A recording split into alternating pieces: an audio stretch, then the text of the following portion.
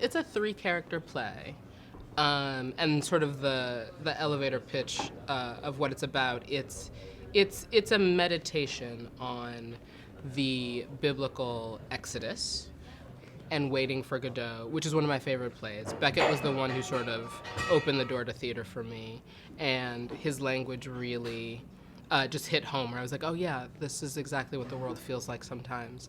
But as somebody who was also raised in church and sort of raised to believe that, the arc of history bends towards justice and that there is a promised land for God's children and all of these things, so those are conflicting worldviews to me. And so this question is, okay, for these two young black men, is there a promised land for them, and what has to happen in order for them to get there? How might they get there? I was teaching full-time at the Borough of Manhattan Community College, which is one of the CUNY schools in New York. Professionally, I'd go to class every day, and I had two young African-American students who were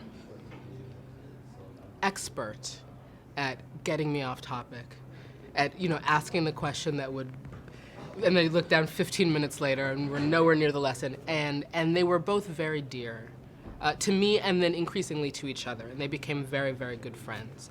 And then about 3/4 of the way through the semester, the alpha, I would say, of the two of them stopped coming to class and just sort of disappeared, which is not actually all that uncommon given the student population. But he had made an impression on me, and I reached out to him, didn't hear anything. And then a few weeks later, he shows up again and lets me know that he had, for some useless infraction, had violated his parole, which then opens up the entire backstory. Okay, he's been to prison jail before, and that he would no longer be coming. And so he ended up not finishing the semester, not finishing the class. And that friendship between the two of them broke up. And so that was happening personally on a daily basis for me, professionally on a daily basis. And then personally, I'd go home and sort of feel like, okay, where's my writing? Where is it going? What's happening? I'm feeling very frustrated. And then obviously nationally, it was right around the time of Trayvon Martin's death.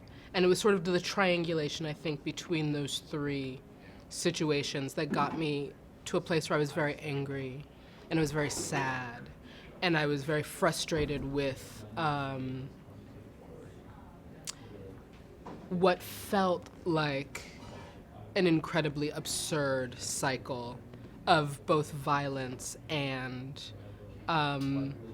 inertia, for lack of a better word. I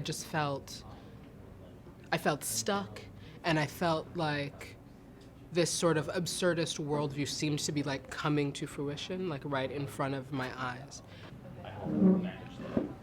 I think at its very heart, for me, this play asks us collectively to consider the value of Black lives, specifically the value of the lives of young Black men.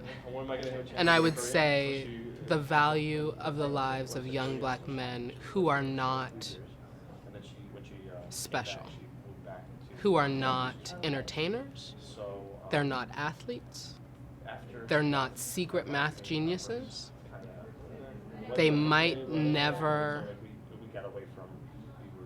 get better, they might never be different, but to entertain the possibility that we need to live in a society that does not ask these young men to prove their worth.